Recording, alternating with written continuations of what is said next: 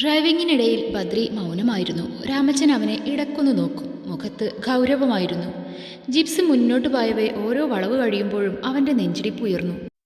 നാട്ടിൽ നിന്ന് യാത്ര തുടങ്ങിയിട്ട് ഏകദേശം 1 മണിക്കൂർ പിന്നിട്ടിരിക്കുന്നു. ഒന്ന് നിർത്തിക്കേ, രാമച്ചൻ പറഞ്ഞതും അവൻ ബ്രേക്ക് ചവിട്ടി. ദേ, അതാണ് മോഹൻ്റെ വീട്. റോഡ് സൈഡിലെ ഒരു വലിയ വീട്ടിലേക്ക് അയാൾ വിരൽ ചൂണ്ടി. ബദ്രി മുഖം ചെരിച്ചങ്ങോട്ട് നോക്കി. കൊട്ടാര സാദൃശ്യമാർന്ന വീട്. ഒരിക്കൽ കൂടി അങ്ങോട്ട് നോക്കിയ ശേഷം അവൻ വണ്ടി മുന്നോട്ടെടുത്തു. വഴിയരികിൽ നിർത്തി ശേഖരൻ്റെ വീട്ടിലേക്കുള്ള വഴി ചോദിച്ചു. 2 സൈഡും വേലി തീർത്ത ചെറിയ ഇടവഴിയിലൂടെ വേണം വീട്ടിലേക്ക് പോകാൻ. ബദ്രി ജിപ്സി ഒരിടത്ത് നിർത്തി. 2 പേരും കൂടെ വീട്ടിലേക്ക് നടന്നു. ചെമ്പരത്തി ചെടികൾ വേലി തീർത്ത ഒതുങ്ങിയ ഒരു വീട്. മുറ്റത്ത് കോഴിയും കുഞ്ഞുങ്ങളും കൊത്തിപ്പെറുക്കി നടക്കുന്നുണ്ട്. ബദ്രിയും രാമച്ചനും മുറ്റത്തേക്ക് കയറി. ചുറ്റും ഒന്ന് നോക്കി. ആരെയും കാണാനില്ല. കാളിംഗ് ബെൽ അടിക്കാൻ ഇറയത്തേക്ക് കയറി. അപ്പോഴാണ് ചുമരിൽ എഴുതിയിട്ട പേര് കണ്ടത്. അവൻ്റെ ഹൃദയമൊന്ന് പിടച്ചു. അദ്വിക. ബദ്രി അതിലൂടെ ഒന്ന് വിരലോടിച്ചു. പിന്നെ കാളിംഗ് ബെല്ലിൽ വിരലമർത്തി. വാതിലിൻ്റെ കൊളുത്തുമാറ്റുന്ന ശബ്ദം കേട്ടു. അമ്മയുടെ പ്രായമുള്ള ഒരു സ്ത്രീ ഇറങ്ങി വന്നു. ബദ്രിയെ കണ്ട് അവർ മുഖം ചുളിച്ചു. ആരാ? അവർ ചോദിച്ചു. ഞാനിവിടുത്തെ. ബദ്രി രാമച്ചനെ ഒന്ന് നോക്കി. ശേഖരൻ്റെ വീടല്ലേ ഇത്? ഏട്ടൻ ഇവിടെ ഇല്ല. അവരുടെ ശബ്ദം താഴ്ന്നു. ഇവിടെ ഇപ്പോൾ ഞാനും എൻ്റെ ഭർത്താവും മാത്രമേ ഉള്ളൂ. ബദ്രിയും രാമച്ചനും മുഖത്തോട് മുഖം നോക്കി. വരൂ, അകത്തേക്ക് കയറിയിരിക്കൂ. വാടാ. രാമച്ചൻ ഉമ്മറത്തേക്ക് കയറി. ബദ്രിക്ക് എന്തു പറയണമെന്ന് അറിയില്ലായിരുന്നു. എൻ്റെ വീട് അപ്പുറത്താ. ഞാൻ ഇവിടെ വൃത്തിയാക്കിയിടാൻ വന്നതാ, അവർ പറഞ്ഞു. ബദ്രി ഒന്ന് തലയാട്ടി. നിങ്ങളിരിക്കൂ, ഞാൻ എൻ്റെ ഏട്ടനെ വിളിച്ചിട്ട് വരാം. അവർ അതും പറഞ്ഞ് തൊട്ടപ്പുറത്തെ വീട്ടിലേക്ക് നടന്നു. ബദ്രി വീടിൻ്റെ അകത്തേക്ക് കയറി ഒന്നെത്തി നോക്കി. പിന്നെ മറ്റൊന്നും ചിന്തിക്കാതെ അകത്തേക്ക് കയറി. ഹാളിനോട് ചേർന്ന് ഒരു റൂം തുറന്നു കിടക്കുന്നത് കണ്ടു. ഒരു മഞ്ഞ നിറമുള്ള ധാവണി ഷാൾ ബെഡിൽ കിടക്കുന്നത് കണ്ട് അവൻ ആ റൂമിലേക്ക് കയറി.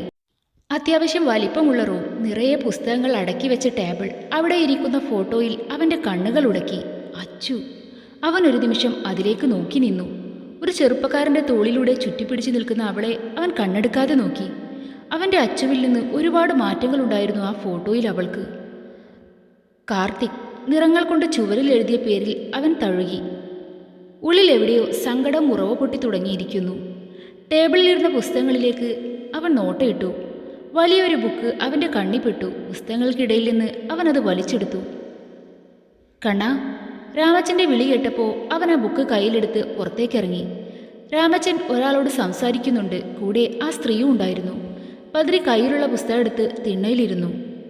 ചായ. ആ സ്ത്രീ നീട്ടിയ ചായ അവൻ പുഞ്ചിരിയോടെ വാങ്ങി.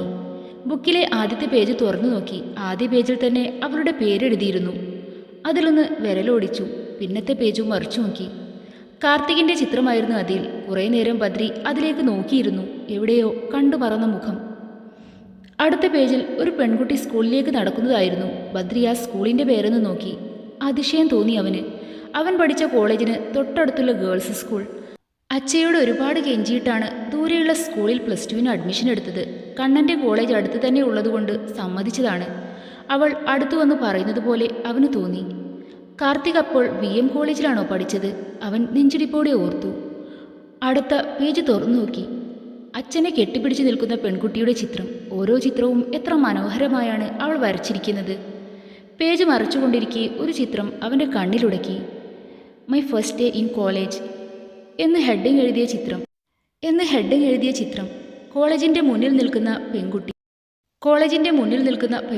കോളേജിൻ്റെ പേര് VM കോളേജ്. കണ്ടപ്പോൾ നെഞ്ചിനുള്ളിലൂടെ ഒരു ആളൽ. കണ്ണൻ്റെ ഒപ്പം അടിച്ചു പൊളിക്കാൻ വേണ്ടിയാ അവൻ പഠിക്കുന്ന കോളേജിൽ തന്നെ അഡ്മിഷൻ എടുത്തത്. അവളുടെ ചിരി അവൻ്റെ കാതിൽ കേട്ട പോലെ. അടുത്ത പേജ് മറിച്ചു. വിദ്യാർത്ഥികൾ കൂട്ടം കൂടി നിൽക്കുന്ന കലാലയമുറ്റത്തെ ഓപ്പൺ സ്റ്റേജിൽ മൈക്കിന് മുന്നിൽ നിന്ന് പ്രസംഗിക്കുന്ന ഒരു യുവാവിൻ്റെ ചിത്രം. അവനെ നോക്കി പുഞ്ചിരിയോടെ നിൽക്കുന്ന ഒരു പെൺകുട്ടി. ബദ്രി നെഞ്ചിരിപ്പോടെ ആ ഫോട്ടോയിലേക്ക് നോക്കി. ചിത്രത്തിലെ യുവാവിന് തൻ്റെ മുഖച്ഛായ പോലെ. നിന്നെ പ്രണയിച്ചു കൊതി തീരാതെ വീണ്ടും നെന്മമെടുത്ത് മരിച്ചു വീഴുന്ന വാഗപ്പൂവാണ്. നടന്ന് തളർന്നയാൾ അരക്ക് കൈ കൊടുത്ത് മുന്നിൽ നീണ്ടുകിടക്കുന്ന റോഡിലേക്ക് നോക്കി. വയ്യ, ഇനി ഒരടി മുന്നോട്ട് വയ്ക്കാൻ വയ്യ. കിതച്ചുകൊണ്ട് അയാൾ അടുത്തുള്ള മരത്തിലേക്ക് ചാടി നിന്നു. ഒരു തുള്ളി വെള്ളത്തിനായി വല്ലാതെ കൊതിയാകുന്നു. അയാൾ ചുറ്റും നോക്കി. നഗ്നപാദം ചുട്ടുപൊള്ളുന്ന റോഡിലമർത്തി മുന്നോട്ട് നടന്നു. ചീറിപ്പാഞ്ഞൊരു വണ്ടി അയാളുടെ മുന്നിൽ വന്നു നിന്നു. ശേഖരൻ പുറകിലേക്ക് വീണു. ഞെട്ടി മുഖമുയർത്തി നോക്കി. കാറിൽ നിന്നിറങ്ങി വന്നയാളെ കണ്ട് ശേഖരൻ നെഞ്ചിടിപ്പോടെ പുറകിലേക്ക് നീങ്ങി. മോഹൻ. അയാളുടെ ചുണ്ടുകൾ മന്ത്രിച്ചു. ഒരു പരിഹാസച്ചിരിയോടെ മോഹൻ അയാൾക്ക് മുന്നിൽ കുനിഞ്ഞിരുന്നു. എന്താടോ, തീരെ പ്രതീക്ഷിച്ചില്ലേ? എത്രനാൾ എൻ്റെ കണ്ണു വെട്ടിച്ച് നടക്കുമെന്നാ നീ? മോഹൻ പൊട്ടിച്ചിരിച്ചു. ശേഖരൻ ദയനീയമായി അയാളെ നോക്കി. ഇനി താൻ പുറം ലോകം കാണില്ലെന്ന് അയാൾക്ക് തോന്നി. അച്ഛനും മകൾക്കും ഒരുപാട് കാലമൊന്നും എൻ്റെ കണ്ണു വെട്ടിച്ച് നടക്കാൻ കഴിയില്ലെന്ന് മനസ്സിലായില്ലേ? എടാ ജോസേ, ഇവനെ പിടിച്ച് കയറ്റിയേക്ക്. മോഹൻ അതും പറഞ്ഞ് കാറിലേക്ക് കയറി. പ്രണയം എന്നൊന്നും പറയാൻ പറ്റില്ല, കണ്ണം പറയുന്ന പോലെ ഒരു ഭ്രാന്ത്. അതായിരുന്നു എനിക്ക് ആ സഖാവിനോട്. +2 പഠിക്കുമ്പോഴാണ് പുള്ളിയെ ഞാൻ ആദ്യമായി കണ്ടത്. അന്ന് വേനലവധിക്ക് വീട്ടിൽ പോകാൻ ഒരുങ്ങി കണ്ണനെയും കാത്ത് അവൻ്റെ കോളേജിന് മുന്നിൽ നിൽക്കുമായിരുന്നു. എന്നെ വീട്ടിൽ കൊണ്ടാക്കാറ് അവനായിരുന്നു. അന്നത്തെ ദിവസം അവനാണേ ഒടുക്കത്തെ ബിസിയും. കുറേ നേരം ഞാൻ ആ ഗേറ്റിന് മുന്നിൽ നിന്നു. അവസാനം രണ്ടും കൽപ്പിച്ച് കോളേജിനുള്ളിലേക്ക് കയറി. നെഞ്ചിടിപ്പോടെ ബദ്രി അത്രയും വായിച്ചു നിർത്തി. പിന്നെ ജിപ്സിയുടെ സീറ്റിലേക്ക് ചാരിയിരുന്ന് പുറത്തേക്ക് നോക്കി. രാമച്ചൻ അവന് ചെരിഞ്ഞൊന്ന് നോക്കി. ശേഖരൻ്റെ വീട്ടിൽ നിന്ന് തിരിച്ചപ്പോൾ മുതൽ അവിടുന്ന് എടുത്ത ബുക്കിലേക്ക് കണ്ണുനാട്ടി ഇരിപ്പാണ്. ഒന്നും സംസാരിച്ചതേയില്ല. ബദ്രി നിശ്വസിച്ചുകൊണ്ട് വീണ്ടും പുസ്തകത്തിലേക്ക് നോക്കി. അവളുടെ ലൈഫിലെ ഓരോ കാര്യങ്ങളും വാക്കുകളായും ചിത്രങ്ങളായും അവൾ ഒരു താളിലും നിറച്ചു വച്ചിട്ടുണ്ടായിരുന്നു. ഓരോ ചിത്രങ്ങളും അവൻ്റെ കൺമുന്നിൽ തെളിഞ്ഞു. അവളുടെ വരികൾ ദൃശ്യമായി അവൻ മനസ്സിലോർത്തു. ചുറ്റുമൊന്ന് കണ്ണോടിച്ചു. വലിയ ക്യാമ്പസ്, നിറയെ ബിൽഡിങ്ങുകൾ തലയുയർത്തി നിൽക്കുന്നത് അവൾ അതിശയത്തോടെ നോക്കി.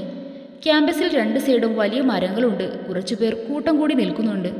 ഹോസ്റ്റലിൽ നിന്ന് പെറുക്ക് കൂട്ടിയ ഡ്രസ്സുകൾ അടങ്ങിയ വലിയ ബാഗ് തോളിലിട്ട് അവൾ മുന്നോട്ട് നടന്നു.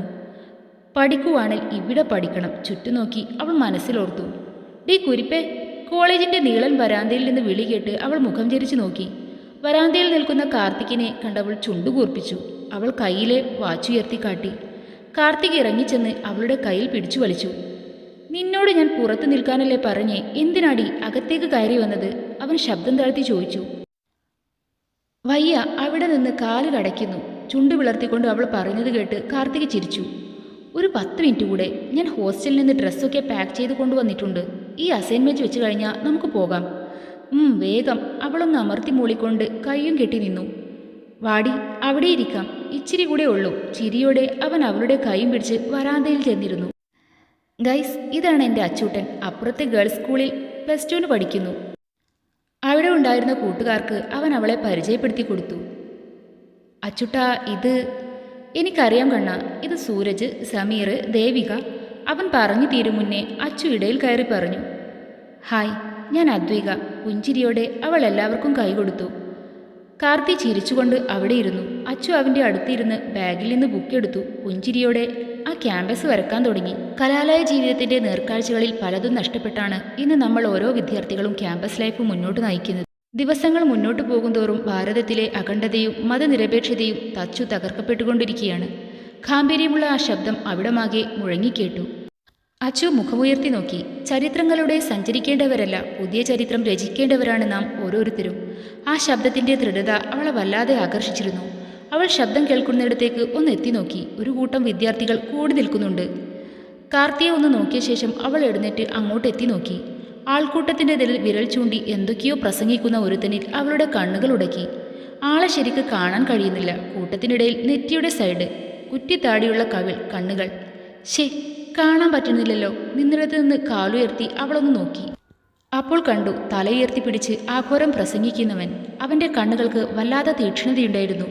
മുഷ്ടി ചുരുട്ടി പിടിച്ച കൈകളിലെ പേശി കാണാമായിരുന്നു. പ്രസംഗത്തിൻ്റെ ശക്തി കൂടുന്നതിനനുസരിച്ച് അവൻ്റെ മുഖം ചുവന്നിരുന്നു. അച്ചു കണ്ണടക്കാതെ അവനെ നോക്കി. ഡീ, തലക്കൊരു കൊട്ട് കിട്ടിയപ്പോൾ അവൾ ആ ചുണ്ടുകുറിപ്പിച്ച് തിരിഞ്ഞു നോക്കി. എന്താടാ? അവളെ അടിമുടി നോക്കിയ കാർത്തിയുടെ വയറിനവൾ ഒരു കുത്തു കൊടുത്തു.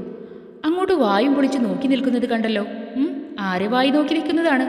കണ്ണിൽ നിറഞ്ഞ കുസൃതിയോടെ അവൻ ചോദിച്ചു. അതാരെ കണ്ണ? അവൾ ആൾക്കൂട്ടത്തിലേക്ക് ചൂണ്ടി. ആര്? അവിടെ പാർട്ടി കൺവെൻഷൻ നടക്കുക. ദേ, ആ പ്രസംഗിക്കുന്നവൻ. അവൾ കണ്ണുകൾ വിടർത്തി ചോദിച്ചു. അതൊക്കെ വലിയ ടീമാണ് മോളെ. PG സെക്കൻഡ് ഇയർ ആണ്. പേര് ബദ്രി. അവൻ പറഞ്ഞത് കേട്ട് അച്ചു ഒന്നുകൂടെ അങ്ങോട്ട് നോക്കി. ബദ്രി. അവളുടെ ചുണ്ടുകൾ മന്ത്രിച്ചു. ഞാൻ ഇവിടെ ചേരുമ്പോൾ ആ ചേട്ടനൊക്കെ ഇവിടെ ഉണ്ടാവുക കണ്ണ? അവൾ കണ്ണുകൾ വീഴ്ത്തിക്കൊണ്ട് ചോദിച്ചു. എടി വേണ്ട. അവൻ മുഖം വീർപ്പിച്ചുകൊണ്ട് അവളുടെ ചെവിയിൽ പിടുത്തമിട്ടു. മതി, വന്നേ. എൻ്റെ ഇപ്പോൾ തീരും. വാ, അവൻ അവളെ പിടിച്ചു വലിച്ചു നടന്നു. മുന്നോട്ട് നടക്കുമ്പോഴും അവൾ തിരിഞ്ഞു നോക്കി. കാർത്തിക്കിൻ്റെ കൂടെ വീണ്ടും വരാന്തയിൽ ചെന്നിരുന്നു. എടി, നീ ഇവിടെ ഇരിക്ക്, ഞാനിത് സബ്മിറ്റ് ചെയ്തിട്ട് വരാം. കാർത്തിക് അവളുടെ കവളിൽ ഒന്ന് തട്ടിക്കൊണ്ട് അവൻ എഴുന്നേറ്റ് സ്റ്റാഫ് റൂമിലേക്ക് പോയി. അവൾ നിശ്വസിച്ചുകൊണ്ട് ചുമരിൽ തലചായ്ച്ചിരുന്നു. അപ്പോഴാണ് ബദ്രിയും ഫ്രണ്ട്സും അവിടെയുള്ള സിമന്റ് ബെഞ്ചിൽ വന്നിരുന്നത്. അവനെ കണ്ടതും അച്ചു നേരെയിരുന്നു. ബദ്രി കൂട്ടുകാരോട് എന്തൊക്കെയോ പറഞ്ഞുകൊണ്ട് ബുക്കിൽ ഓരോന്ന് കുത്തിക്കുറിക്കുന്നുണ്ട്. അച്ചു താടിക്കും കൈകൊടുത്തിരുന്ന് അവനെ നോക്കി. എന്തൊക്കെയോ കണക്ക് കൂട്ടിക്കൊണ്ട് ബദ്രി പേപ്പറിൽ കുറിച്ചിട്ടു. അപ്പോഴാണ് അവൻ്റെ കയ്യിൽ നിന്ന് ഒരു പേപ്പർ പറന്നുപോയത്. ബദ്രി അത് ശ്രദ്ധിച്ചതേയില്ല. അത് കണ്ടതും അച്ചു ചാടി എണീറ്റ് അതെടുത്തു. ഇലക്ഷൻ പ്രചരണത്തിൻ്റെ എന്തോ നോട്ടീസാണ്. അച്ചു തിരിച്ചും മറിച്ചും അത് നോക്കി. ഹലോ, എന്തൊക്കെയോ പറഞ്ഞ് ധൃതിയിൽ ഫ്രണ്ട്സിനൊപ്പം നടന്നു പോകുന്ന ബദ്രിയെ പുറകെ ഓടിച്ചെന്നവൾ വിളിച്ചു. ബദ്രി തിരിഞ്ഞു നോക്കി. ദാ, ചേട്ടൻ്റെ കയ്യിൽ നിന്ന് വീണതാ. നിഷ്കളങ്കമായൊരു പുഞ്ചിരി നൽകിക്കൊണ്ട് അവൾ കയ്യിലുള്ള പേപ്പർ അവന് നീട്ടി. താങ്ക്സ്. ബദ്രി ചിരിച്ചുകൊണ്ട് അത് വാങ്ങി അവളുടെ കവിളിൽ മെല്ലെയൊന്ന് തട്ടി. കണ്ണാ, വാടാ പോവാം. നൈറ്റ് പോസ്റ്റർ ഒട്ടിക്കാനുള്ളതാ കോളേജ് മൊത്തം. ഒരുത്തൻ വിളിച്ചു പറഞ്ഞതും അച്ചുവിനെ ശ്രദ്ധിക്കാതെ അവൻ കൂട്ടുകാർക്കുമൊത്ത് നടന്നു നീങ്ങി.